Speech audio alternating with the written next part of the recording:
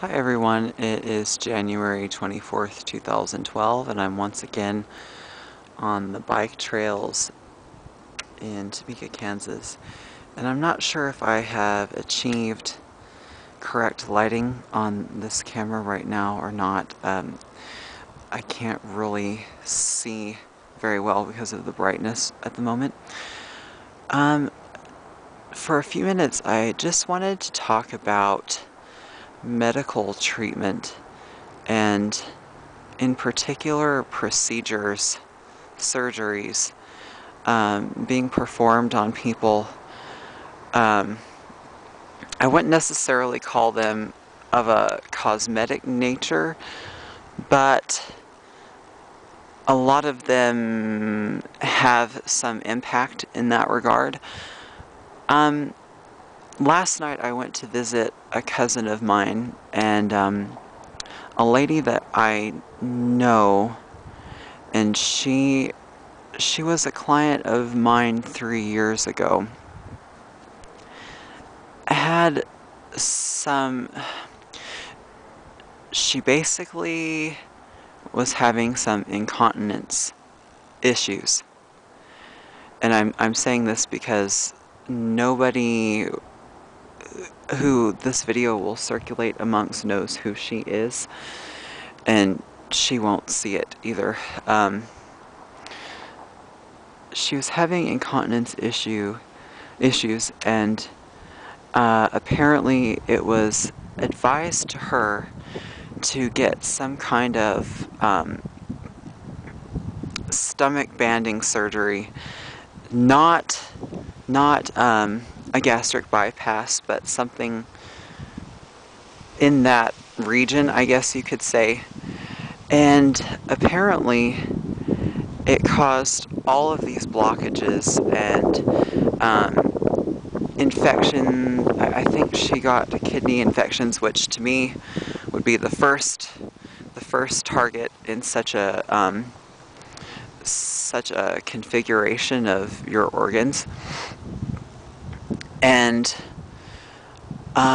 infections and blockages, and so she has been out of work for 8 weeks. And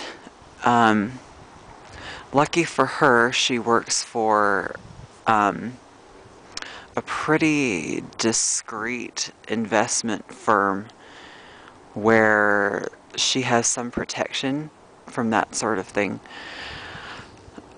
But her and a number of other people as examples, I just can't believe that people are being duped in this way. I realize that we are kind of reliant on expert advice, and most doctors are honest and really in it to be in the healing profession, but disinfo circulates among the highest circles of education and each profession, and there is a degree of self-preservation of the industry that pervades all of the indoctrination. It seems obvious to me that until you reach probably senior age, most incontinence issues, weight issues, energy imbalances, and so forth can be reconciled or resolved by changes in diet. My cousin that I went to visit last night agreed, and she said that she had had some issues in the past, but when she removed artificial sweeteners from her diet, those issues pretty much were finished within a matter of weeks. The food that we consume, as I'm probably telling people who already know, is really toxic. And I have to give a shout out to TheSheChef in Arizona, who is really, in my estimation, saving lives and really formulating a pretty conscientious community of people who are built to withstand changes that are coming, whether it be on the extreme end of pandemics or chronic food shortages, or the more likely scenario of food scarcity, but not starvation, and moderate inflation. She said in one of her most recent videos that when she and her sorry, I can't remember if he's your fiance or common law, Afroprepper, we're analyzing the ingredients of taco shells, and it had the same ingredients, or one of the same ingredients as lighter fluid.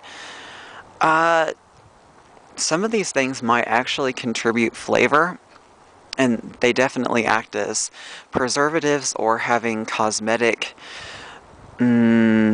accoutrements to the appearance of a product, but they are just tearing us apart from inside out. And most medical problems could be attributed to that. Now, if you counter toxic food with exercise and kind of pick and choose as you can afford to remove some ingredients from your life, or if you're really in a tight spot but you need to move into healthier foods, just eating less, you'll be amazed what your body can withstand. I pretty much don't eat out at restaurants, especially the chains, and I'm really careful about hydration.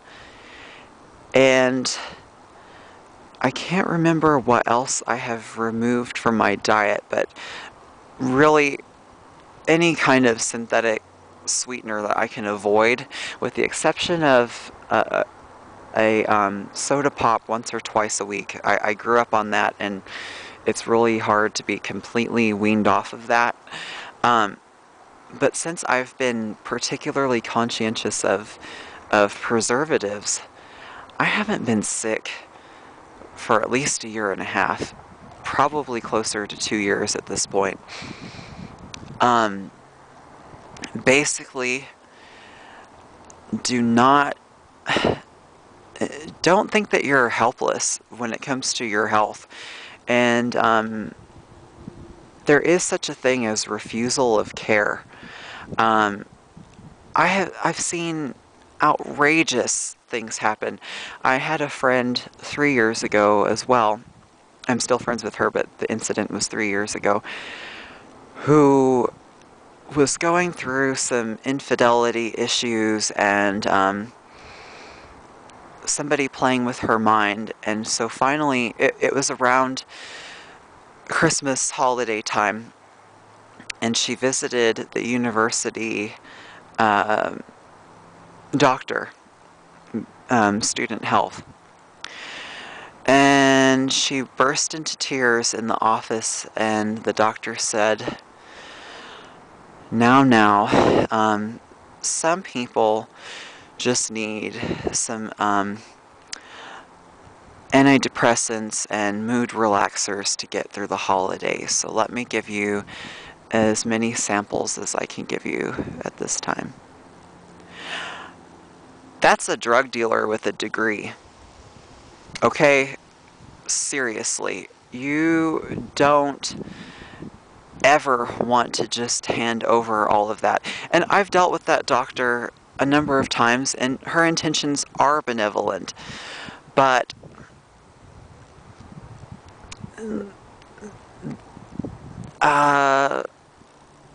even a great deal of professionals are basically schooled by misanthropes, okay?